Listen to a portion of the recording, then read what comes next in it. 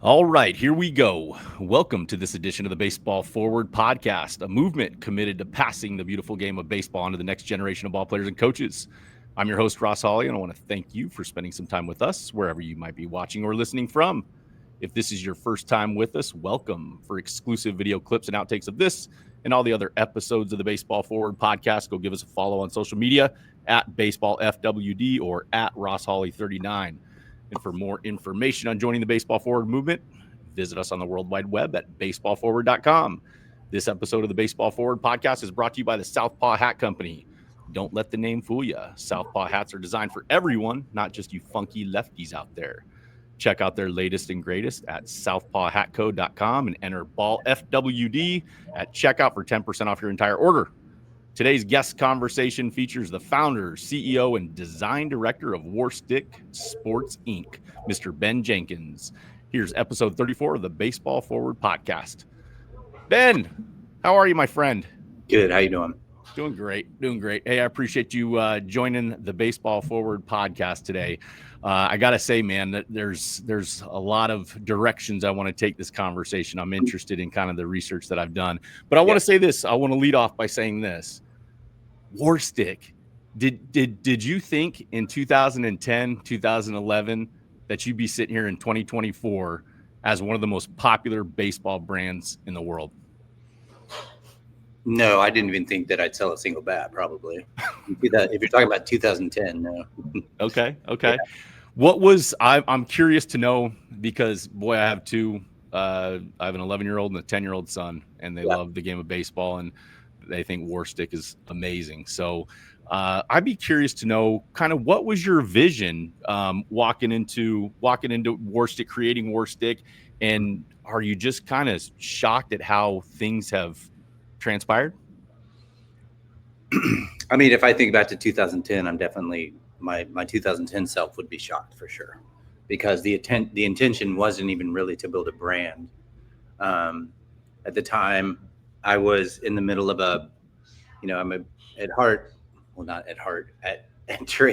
by trade, I'm basically a designer, a graphic designer, brand designer. I have a design firm that I've had called One Fast Buffalo for almost 20 years or so. So this was really an outlet to that, and a chance to kind of do something outside of clients that was really just meant to be a fun hobby business. Wow. And really, honestly, the idea originally was just a basic drop ship business, right? So give people the ability to buy, custom made wood bats online, make them, ship them, really simple. And that's really all it was. I was just kind of needing an outlet, and I went to baseball because of my past, the past life before that other career, which was, growing up playing sports in Texas, playing high school baseball and football, playing college baseball at Mississippi State, and doing a little minor league stint with the Phillies. So I just went to baseball because it was at least something that I knew about, I was interested in, and I understood the customers and things like that. And I had the sense that I could get it done and do it, but it was just trying it to see what would happen purely. Right. And so that's all it was intended to be. And I really didn't even think of it as I was creating a new brand, although in hindsight, it accidentally did a pretty good job. Because as a branding person, I came up with the name. I came up with the concept, came up with the name. The aesthetics was just simply going, okay, if I designed XYZ back then wood bats, what would it look like? With no pressure to really have it work. So I didn't have to listen to a client tell me why this idea was going to be bad or this or that. I was able to kind of freely create kind of some art and go from there. And I think that's a lot of why it worked. Talking with Ben Jenkins of Warstic here today on the Baseball Forward podcast. Ben, I listened to a previous podcast that you were on. Maybe I read some stuff too. And you said something that really related to me as a former baseball player. And I know a lot of former baseball players deal with it. But you said something along the lines of when you were done playing, how hard it was. There was depression, there was some anxiety stuff. I know things that I dealt with. I'm curious to get your take on when the playing career is over. Why do you think so many baseball players and athletes in general have such a tough time transitioning to kind of quote the real world? Well, I was going to say baseball's fun, and then I was going to revise that statement because baseball's super hard also. But yeah, it is. I think it's more about our identities. Something like baseball, growing up, if you really cross that line into trying hard at it, it means you spend a ton of time with it. And at the end of the day, I think your identity can get a little too wrapped up into that this is what I am. And certainly for me, like, I think that's what it was, is so much of my identity that I had built for myself was being an athlete, being a baseball player. And that's how people know you and this and that. And I didn't even make it past, the lower levels of minor league baseball. So I can't imagine, people that play much longer than that, or, the longer you play, the harder that gets. So I think it's just, you just live and breathe it so much. And, I think the other part about baseball is, which I realized after my career, is like, you're so insulated and you're really in a small bubble where it seems so big because that's all you do and that's all your buddies are doing. And you get outside of it and you finally realize there's much more to life than baseball. So I can't stand the term.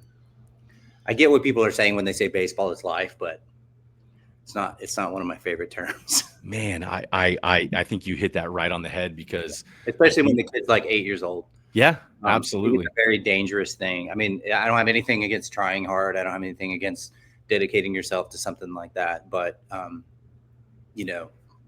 I think it actually helps to have more perspective about life and how multifaceted it is, and where baseball and sports play a role. And having that actually helps you be a better player, because if you can separate yourself from it, the pressure is less. Yes. I think a real master, I don't know where I read this, and it's not the right quote, but there's basically a quote that I remember the essence of it. Basically, a master of something doesn't define himself by it. Doesn't really sound like what it would be, but it kind of makes sense. They're able to step apart from it, look at it, master it, but maintain their sense of identity beyond it, So with Baseball Forward, our MO is elevating the next generation. And I know you have some sons, and you're around 3 sons. Okay. Yeah. I got 2. So you have these young athletes in your life, or these young men in your life, and you want to teach them, you're hoping that they can learn maybe from some of your experiences. That's kind of the way I feel at times. So how do you go about, when we talk about elevating the next generation of ball players, coaches, whatever you want to say, how do you go about teaching balance to your kids? What do you focus on? I try not to talk about it so much as to, it's a little easier to think about now because my sons I have 2 in college, and I have one that's a sophomore in high school who's the most sporty of them all. So I still have a little ways to go, but I think instead of talking about it or talking about mindset, we mostly just did it. And for me, I think as a dad and a football dad, probably the best thing I did with my kids and continue to do, I just got back from California last night, actually. I spent a ton of time putting baseball and sports aside when it made sense, and, learning things together, like camping, especially surfing, like fly fishing, and just traveling around and living in a camper and things like that, because it really bonded us. And then the times when we're grinding through batting practice and stuff like that, we're just able to separate the 2 things. So my kids and I really enjoy hanging out. I mean, I'm lucky to have kids in college that really actually like me and like to hang out with me, and play some golf and all that kind of stuff. But like, I think it's just doing things together beyond the sports has been a good thing for me and my kids. So I think that's the main thing. Yeah. And then you pick what you like. I mean, I kind of made them like surfing, but that worked out really well. They're all really better than me, and they really like it. Fly fishing is a little more forced. But they like, one of them really took to it. One of them's like, he's like, okay. One of them's like, I'm good. But just finding those things that we like to do and getting out of team sports altogether. And doing something challenging too. Like none of those things are easy at all. No, they're not. If you ever tried to surf for the first time, it's extremely difficult. It looks easy, but it's not. Fly fishing, same thing. I mean, try teaching 3 kids under the age of 10 to fly fish at the same time. It's way worse than running a T-ball team. You're a more patient man than I am. And I will say this, I'm assistant coaching my boys this spring, and I'm not apprehensive about it, but I'm excited to be around them, be on the field, spend time with them. Obviously, let someone else coach the team. I'm curious, as they were coming up, were you intentional about being with them, like on the field of play, coaching them? What was that like for you? Yeah, mostly to keep them away from other knuckleheads. That's right. I'm just kidding. I mean, probably. I mean, I coached them a lot. I would say by far my favorite was kind of like the coach pitch era. Yeah. Like that's when it's just really fun. You're out there with them, and it's just not too serious at all. So it was easily my favorite time. And I coached all my kids till, probably about 11, 12, something like that. And then I would kind of pass them along to more serious things. So I enjoyed all that, but I've really enjoyed more post all that, being dad, coach behind the scenes, just being in the cage with them and just being one-on-one is by far, for me, more gratifying, and just that one-on-one time. Especially my youngest now, he's just so into it. My oldest was really good, but he would tell you that baseball was probably like his 3rd or 4th favorite thing. Oh, wow. So I'd be like, you want to go hit? He'd go, nah, I'm good. I mean, then I like all district, whatever, like just easy. He was good because he just cared only enough to be out there, but he loved to play and he played hard, but like he had no pressure on himself whatsoever. So I learned a lot from watching my oldest son play. And now he's studying like industrial design and engineering, and he's super more talented than I am. And you realize as a dad too, especially as an ex-college and ex-pro, I think people always expect and then owner of a baseball brand. Yeah. People are like, oh, of course your kids play baseball. And I'm like, well, sure. But they do a lot of other things too. And then my middle kid played baseball through his freshman year in high school. And then he looked at me and he kind of was like, are you gonna be mad if I quit baseball? Because I want to do this middle linebacker football thing. And I got to gain like 40 pounds and I got to be in off season. And I was like, why do you want to do that? He goes, because that's what I love. I go, see a baseball, go. And yes, sir. And he just really, I said, all that matters is you found what you're passionate about right here. And I would love for you to do that. But yes, there's be a lot less stress on my life for the next 2 years watching you in high school, smack people. And that's exactly what he went out and did. He gained 40 pounds and just won his starting varsity middle linebacker job. And hey, had a boy stuff, right? And I would never want him to have changed that. I mean, so then my youngest son he's a quarterback and a shortstop, and he will not put down either, which I'm totally fine with. Also, it's just double the work. And I said, what do you want to do in college? And he just goes, sports. So I have my hands full with that one because he's definitely very serious and wants to train all the time. And we're juggling 2 sports and dealing with coaches being okay with that and all that. So I'm definitely glad. I guess I'm glad that he's my third because I can at least bring all the experience with going through sports with his older brothers before this. So I'm a little bit more even keeled about it, hopefully. I'll tell you what, talking with Ben Jenkins, owner, founder of Warstic Sports Inc. today on the Baseball Forward podcast. From where you sit now, kind of the chair you're in, I'm curious to know, like, if you have regrets on your baseball career, like, and I get it. You try to be in the present. I completely understand that. But as you're introspective of your experience as a baseball player, yeah. do you have things, man, I wish I would have tried, or I would have done better? Any regrets you have on your baseball life? That's a good question. I'd have to honestly say, as much as I love to play football more, to be honest with you. Wow. I missed football the entire time I was in college Wow. baseball, which I shouldn't complain about. But I just had more of a football mentality. So I think I have more of the perspective that we do in life, as long as we're following our passions and we're really trying hard, things are going to work out and you're going to be doing what you're supposed to do. And I wouldn't knowingly trade playing more baseball for this. Yeah. I don't, because this has also been extremely hard, but that's also rewarding. So I don't have regrets. It's just that I learned. I know that if I could go back and play again, and go back to maybe 14, 15 years old, there's definitely things that you would approach differently for sure. Most of Warstic, honestly, the mentality of Warstic is all built off of really the mental side that I really. It's not that I wasn't a smart person. It's that I was very much an overthinker, which is also why I'm a really good designer. That's right. I get really, really hyper obsessive. And that's actually in design, I can kind of use that to fuel. I have a huge capacity and endurance for working on something until it's perfect. And obviously being a perfectionist in a sport like baseball is a really bad thing to be. So I always had a hard time. I could get on a streak and get on a tear and be as good as anybody that I was playing against. And then when I would kind of go down towards,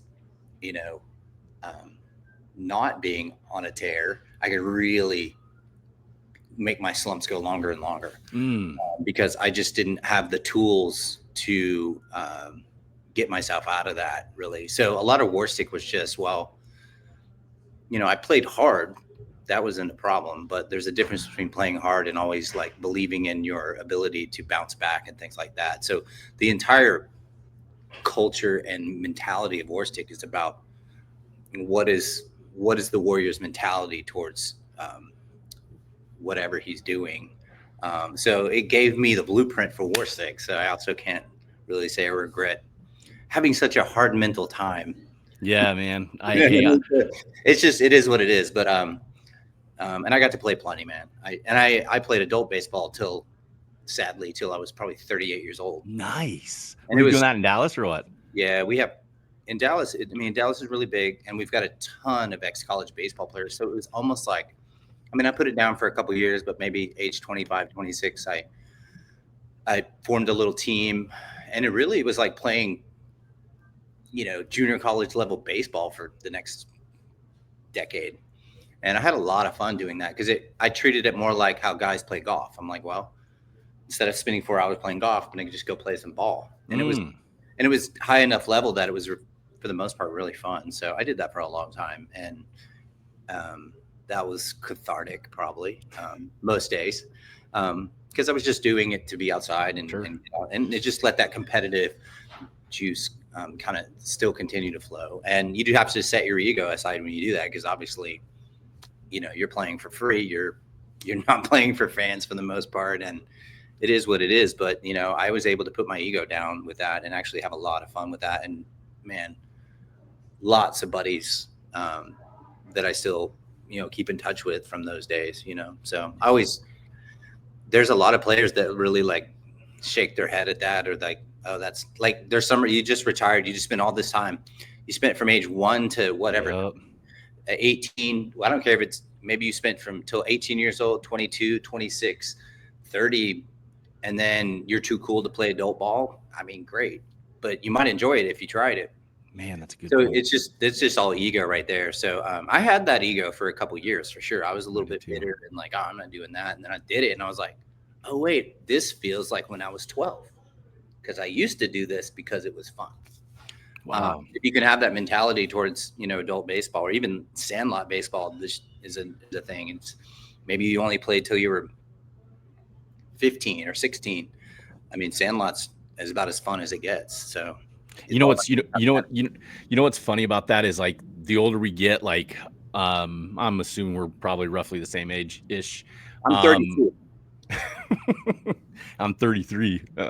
But no, like you talked about playing, kind of as you get older and stuff. And I equate that. I have a bunch of friends up in the upper Midwest, South Dakota, Minnesota area, and they call it amateur ball.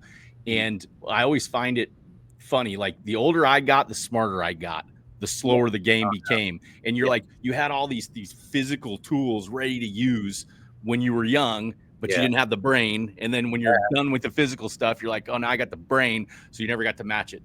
Yeah, I think you're completely right. I remember being about 34, 35 years old and going, damn, I'm pretty good. Yeah. I understood that the competition wasn't there, but still, I do remember thinking, man, if my dumbass 23-year-old self would have understood some of these things that I understood, I might have, played a few more years. But yeah, that's just how it goes. It is. Hey, from where you're sitting, like I was able to keep. I actually didn't mind enjoying to get better at playing infield or get better at hitting, and it was still like, well, why is that any less valid than going and getting good at recreational golf? I mean, that's a good. What's the difference, really? So anyway, I just think we have this mind. I can't even imagine now. Like, I was really serious about sports when I was a kid. These days, kids, with social media, the importance is now elevated astronomically in our minds about how important sports is in life. So I bet it's even worse of a problem now for kids. Just, man, if I don't make it, I don't know what I'm going to do. I'm like, well, you're gonna live life and you're gonna do really important things. So I mean, it's just, again, I'm glad that I grew up in the era that I did, to be honest with you. I'm old enough to have, when we played tryout ball, there was kind of one league in Dallas, and it was just fantastic. I mean, I can remember, from age 10 to 14 was just so awesome. I was in a league. You had to win the league to move on.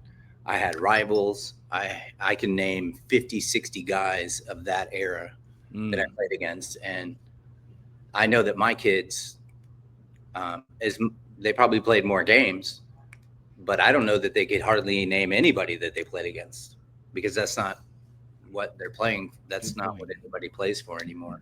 Good point. I guess they play to develop and they play to showcase. And it's like, it's only valid if you get to the next thing.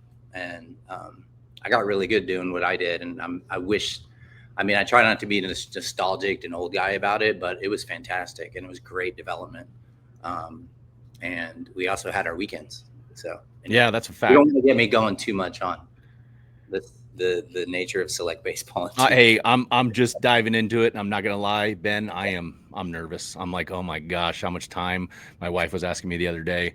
Now we're only gonna do two tournaments a weekend. We want our time, and I agree with what you say. As we're talking here today, man, I know we've got about 20 minutes left, 20 minutes left, and man, I would be missing an opportunity for this audience to not pick your brain, because I know everybody's thinking probably what I'm thinking listening to this is Ben Jenkins, owner, founder, design director of Warstic.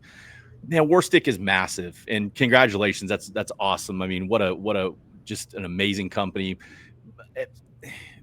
Life is tough. Entrepreneurship is tough. I can't even imagine the stories you have. So I want to just start and leave it like a blank canvas for you. And for the entrepreneurs out there that are listening to this, your advice would be?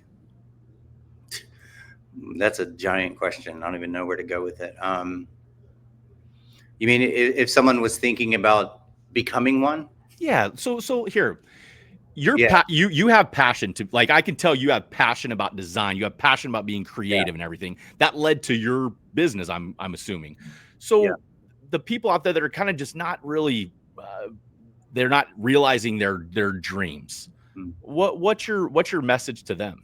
I mean, I think you're right. Like without being obsessive about design and wanting to do more of it and not wanting to always have to only do it because I had a client paying me to do it. That was kind of, for me, I was doing something that I'd almost do for free. Mm-hmm. And as an entrepreneur, you end up a lot of times doing it for free.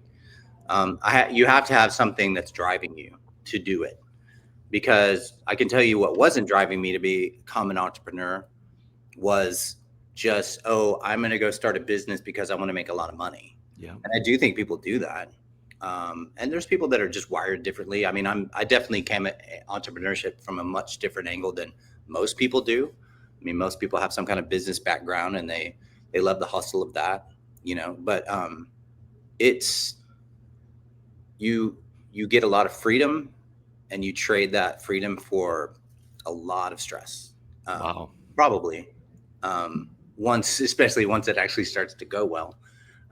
It was, when it was little, it wasn't very stressful. And then the bigger it gets, I mean, I can confirm being on this end that like the stress part of it gets worse and worse and worse. And that's okay. You could say,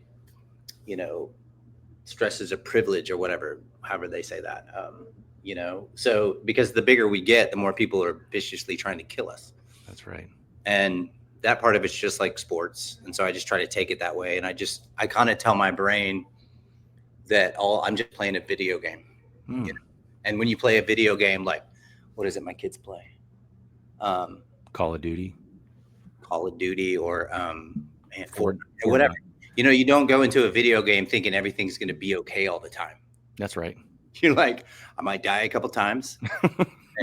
Like that is a healthy mindset for me, because you can't, as an entrepreneur, ever expect things to go well. At the same time, you always have to be optimistic and believe that you're going to get through all challenges. But really, it becomes a daily thing that play the video game today.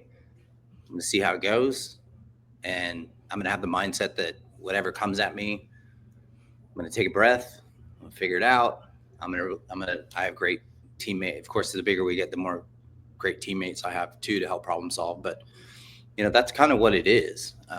So you either enjoy that or you don't. If you want to be told, if you want to do a thing where you're like, here's what you're doing today, and, task and do it, entrepreneurship is not for you. It's kind of the opposite. It's about not having any roadmap and figuring it out, and I'm just more wired that way for whatever reason. There's definitely days that I'm in like, man, I wish I just had a job. I'm going on. Yeah, I have never had a job really. So it's just kind of how I'm wired. So I think most entrepreneurs, they just kind of know that that's for them, and they're probably unsettled and unhappy in being in a more conventional job. And so that restlessness usually leads them to try to do something. But then there's a lot of people too that just don't take the step because they are trying to be too perfect about it. And it is very much a ready, fire, aim type of deal. That's where it's like, there's no great time. There's no to do it, to start a new business. There's no perfect opportunity. There are opportunities, but like, you just have to kind of messily get it out and go, and then refine it over time. Or if it's not working, scrap it and go to the next thing. I have other businesses that I started back when I started Warstic that no one's heard about, because they didn't have that magic, stickiness or something, So I had a sick snowboard. Actually, when I started Warstic, I had a snowboard company. It was really the same concept. And I definitely was I think I was more enthusiastic about that than I was this. Wow. And it didn't do it was like crickets. I launched them basically the same month, and like one was crickets and one was like, oh, I'm getting orders. And then there you go. No, I'll go that direction. It makes me think of Neil Young. I love Neil Young and the musician Neil Young. And I remember listening to an interview one time, and he said, for every hit you hear, every song you hear of mine on the radio, there's 50 of them that never made it. And then that I relate that is I want to go back to the stress thing, because you said, what is the biggest stress of the position you're in right now? I think it's just that the bigger we get, the more is at stake. But then also the more people, we employ people, and then you become their employer, and I've certainly fired plenty of people in my life. It's never fun, but there's a lot of people here that, I'm the guy that ultimately, whether you call it vision or whatever, I'm steering the ship is my job a lot. I mean, I don't execute everything in the business at all anymore. Although I had those years. So, I mean, if I make a big wrong move, you feel that pressure of it could mean when you got to downsize or something like that. So I'm pretty good at, most entrepreneurs probably, fear is a great driver of a lot of your, man, I got to think this out and figure it out, without any anxiety. I don't know that you would get up in the morning and figure things out in new pathways, Sure. That's kind of what it's about. So it's like learning to live with anxiety as your friend. That's a fact, man. Although, I don't, yeah. I wish you could do it without anxiety, but it's not the way it goes. So you either kind of live with it and you kind of flow with it, and you realize that, anxiety is, is a guide, and fear too. I've had some scary days. I had stories that I wish I could tell you, but I wouldn't tell you, because competitively, I don't want some people to know what I think they've tried to do to us. Wow. Yeah. So, but it gets gnarly, dude. It's a very competitive, like, especially just baseball. It's really such a small world, in terms of the competitors. And it's, we're all trying to get the attention of a pretty, you think when we're in baseball, we think of it as big, but you look in a business perspective, especially baseball, team sports is very small. Yeah. So, it gets vicious in there, man. So I've seen a lot of crazy stuff. And I just try to plow through it, to be honest with you. And I don't really spend my time. I'm not like better than everybody, but I don't spend time thinking about how can I tear this person down or this and that. I think I've always had the mindset that I'm a designer and I'm going to design my way forward, and people can chase that. And I try to win in that way, so that, and I do feel like, especially in the last, 3-4 years, I can draw lines to, we came out with this product, and then so-and-so came out with this. Golly. It used to really bother me, to be emulated or copied, because I just don't, my ego is too big from a design perspective to do that. Because as a designer, really, the satisfaction of it is creating something that hasn't existed before. That's kind of my definition of art. So I don't really it's very a business thing to see something do well in the market, emulate it, and do it. I get that. In some senses, it's smart. It's easy. It's smart. Maybe I should do it more, but my ego won't let me.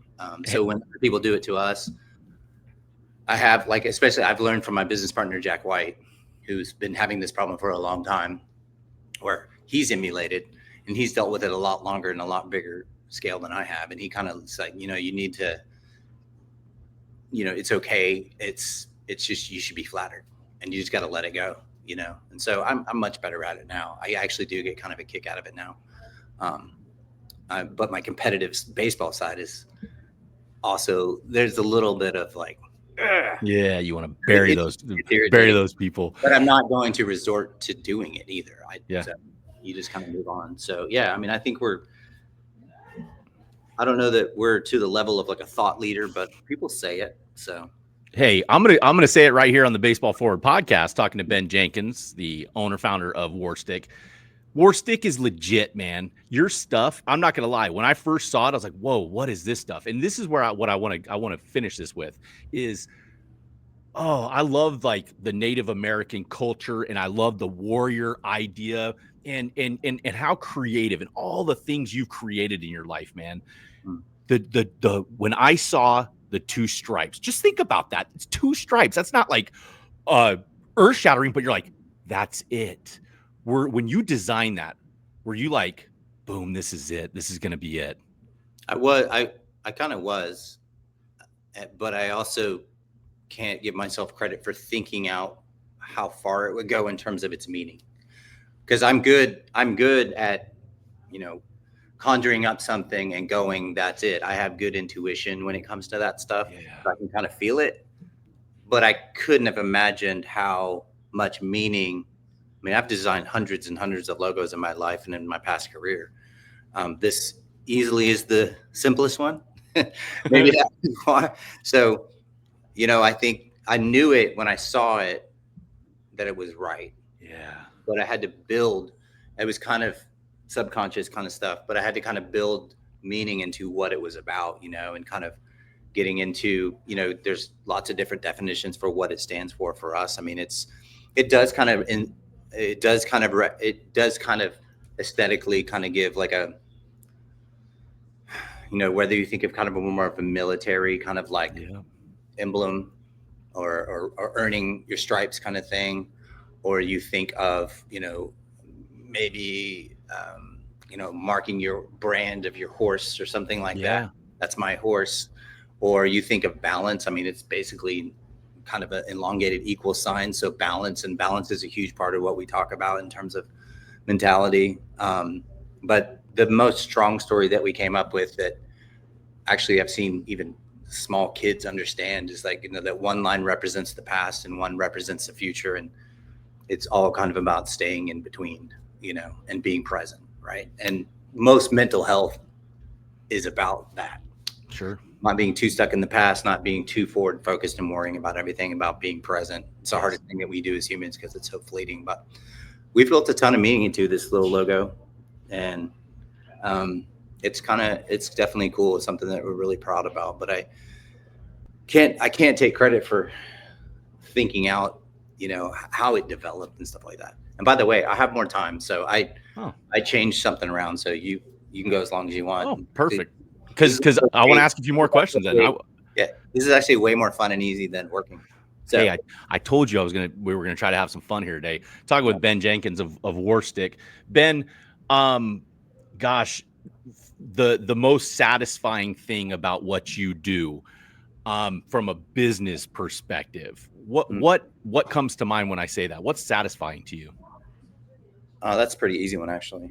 I mean, I probably should say, sales and succeeding at sales. And trust me, don't get me wrong. I love to see a good sales day and numbers coming in. That's great because, I mean, it is what we're here to do, make cool stuff that people want and then them have experiences with it. But like when I dial it down to my really on a daily basis, what I do, I mean, my favorite days are when I've been working on a new product of some type. I don't know, say it's a new bag or a new pair of batting gloves or something like that. Like it's like Christmas Day every time I get that prototype in the mail and open it up and kind of see where we're at. And there's part of me that wants it to be done, but I don't mind the grind of, okay, 90% of it is great. I need to change this, and this. And then I send it back and then it comes back and then I'm 95% done, send it back and I'm 98% done. Like, I don't mind that grind at all. And so ending up with a final physical product is just really, I don't know that I'll ever get sick of it. I would say it's why I do this for sure. And no one's asked me to stop designing the product. So, I mean, I'm still I think I'm at 100% I designed every product at Warstic since its inception. That's crazy. With obviously, I get more help as we go along. And my son is actually starting to really take over some things because he's the closest thing to me and more mechanically sound as well. So, but yeah, I mean, that's still what I enjoy the most is just that building those products. And it's my second career is more satisfying because in my previous career, everything was more graphic driven and more intangible. And really the motivation for me was I wanted physical product, but I had no idea how to do it. And so if I could have told myself 15 years ago that now I can basically make, I have manufacturing capabilities all over the world to make almost anything I can think of. And we built the credibility to do it. That's the hardest part is getting manufacturers and suppliers to work with you. well, they believe that they can see that the brand works. So they believe that it's worth their time to work with us. So like when we got into bags last year, which I wanted to do for a long time and design them from scratch. I mean, it wasn't hard at all to find great bag manufacturers to work with us and things like that. That is so. From my perspective, in this brief time that I've spent with you, 40 minutes so far, the best baseball players in the world are the ones that play free. They just play free. And if I had a word to describe you, I think I would use freedom. I feel like you're playing free. And some things that you said to me, and I'm saying these things because, dude, you're on the top, and you're not going to say yes, I am. I'm saying that, okay. So, but what we're trying to do as an audience, and what we're trying to do is I think the good ones are trying to learn from people. And I think what I feel like I'm learning from you is, and I would want everyone else to feel that is, dude, you're playing free. Like, you're not worried about the money. You're not worried about the accolades. You're worried about satisfying yourself. Is that a fair statement? As long as you throw in the caveat that there's a lot of stress that I am kind of like, people get that I'm like this kind of free and easy guy that fly fishes and surfs and designs cool shit. But it doesn't come without stress, because the business side is stressful. But otherwise, I think you're right. I mean, I literally, I had an unwritten mission statement with this business. And the thing was, I didn't feel like my client work was full art. I felt like it was artful. I felt like it was creative and stuff like that. But I was like, I need to make art. And what was cool about Warstic is I was free to make art, meaning I didn't care. I wasn't trying to fit in. I wasn't trying to work within too many parameters. And that's what worked about it. I mean, for sure, I'm pretty sure that if most my clients would have said, oh, I'm going to put this logo on my bat and I'm not going to put your name on the front of the bat, I'm almost certain no one would let me do it, you know? So yeah, my intent was to make art and see if people would buy it. That's it. And that's always served us well as a basic guide. Everything that we do. And then of course we see trends and we see fads and we see, you know, like right now, the color that's happening in baseball is pretty fascinating. What's happening with what people consider drip and this and that. And it's like, we can absorb it and use it and do it in a tasteful way that we're fine with, because we make selections about it and we're doing great at it. But I mean, you can see a lot of the custom metal that we're doing and things like that. And I think the number one selling custom metal back color we're doing right now, like our cotton candy colorway, right? Jeez, dude. Pink and blue, pink and baby blue. Well, wow. I mean, it's really, I'm really like spinning on how long is that going to last, and what's coming next. And I think about, I lived through the 80s. I remember this. We were there. Like we did all this in the 80s, and I'm sitting there tripping on. You know what came after the 80s was like grunge, and it was a revolt to all that neon and that pink thing. It was the exact opposite. It was all muted colors, browns and blacks and this and that.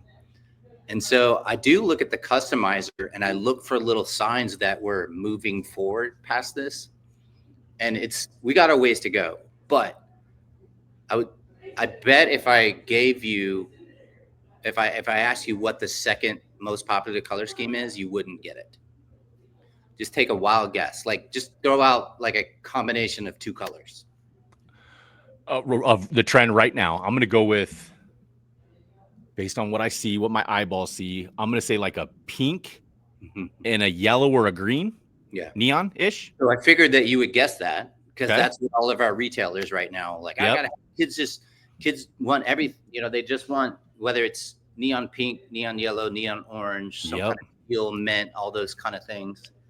That makes total common sense that that's what you would think. Right now, the second most popular colorway by far is something called red black. It's a black and just fades to red. Ooh. I mean, it's totally not the 80s. And it's not that theme. So I'm really fascinated by it, because It's not. I mean, it's not even close. Like it's by far the number 2 color. And then there's some more mints and pinks and yellows and things like that. And your red, white, blues always do well, but like I don't know. We'll see. Because here's the thing.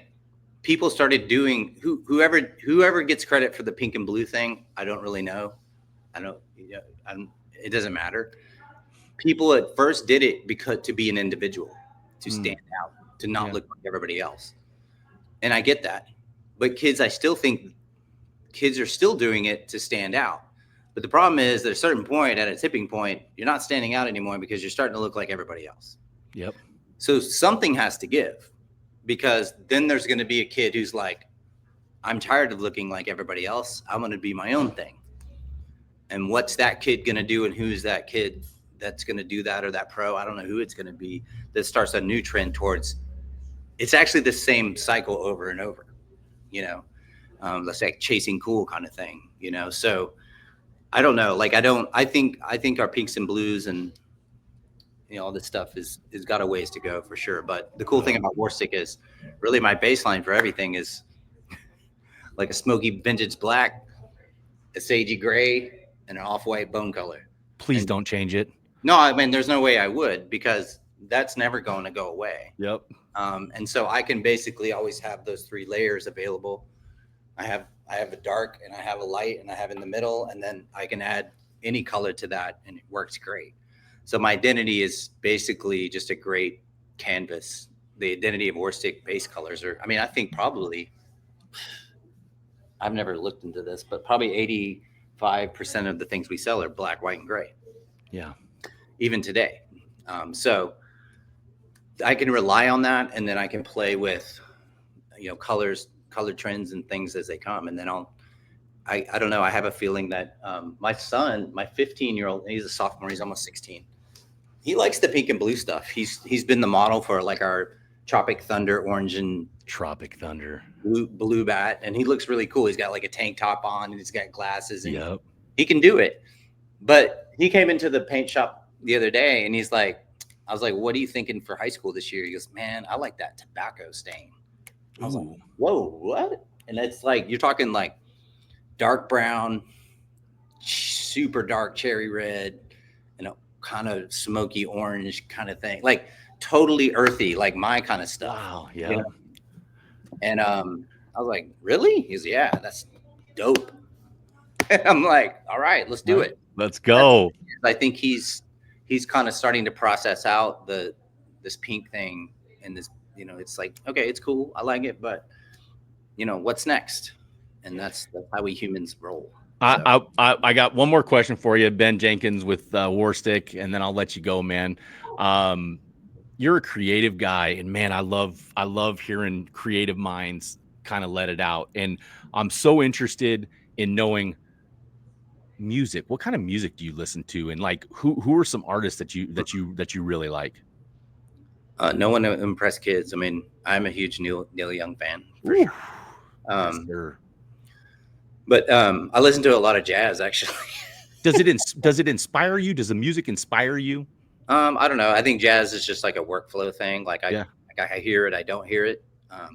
There's a thing as a creative person, like it helps to have music on that's repetitive and just kind of get you in the zone. But like, I mean, I'm old enough that, like I got to college and grunge hit, so it was pretty awesome. And like, so my affinity for your Pearl Jams of the world, and the fact that Jack let me meet Eddie Vedder is part. I mean, I'm just, there's no way I'll ever get out of that, So, I mean, I'm going to be a grunge, and I like alt country, but I like a variety of things. But man, these days I don't know what it is. I'm just old. Like I just hit the jazz, and it just puts me in the right state of mind for everything. I don't know what. I don't even try to study jazz or anything, but it just feels like what I do, which is super impressive to kids.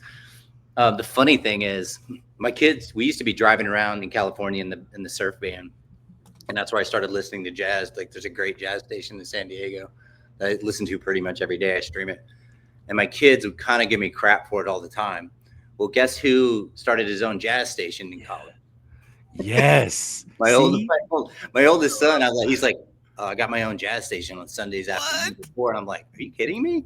and it's so cool. And then he's actually like kind of gets into it and studying the greats and stuff like that. So it's funny that your kids, sometimes they actually ended up liking the things that you like. So Gosh, I pray. I'm like, man, I hope that's the case for and me.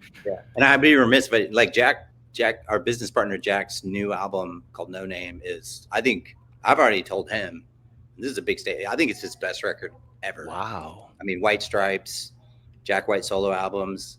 I think it's just fantastic. And he's gotten a lot of Grammy nominations going on right now. And he's back on tour and all that. And it's pretty cool to see, he's been doing it a long time and just still has the passion for it, come back in and go. So like, I'm definitely vibing on his new record for sure. I love hearing it, man. And I hope, Ben, that, man, I hope you take the time to reflect on, man, it's a pretty cool gig you got going on and really good perspective. Yeah. I take us out for the baseball forward audience. Say your final words, and then I'll take us out and we'll be done with this.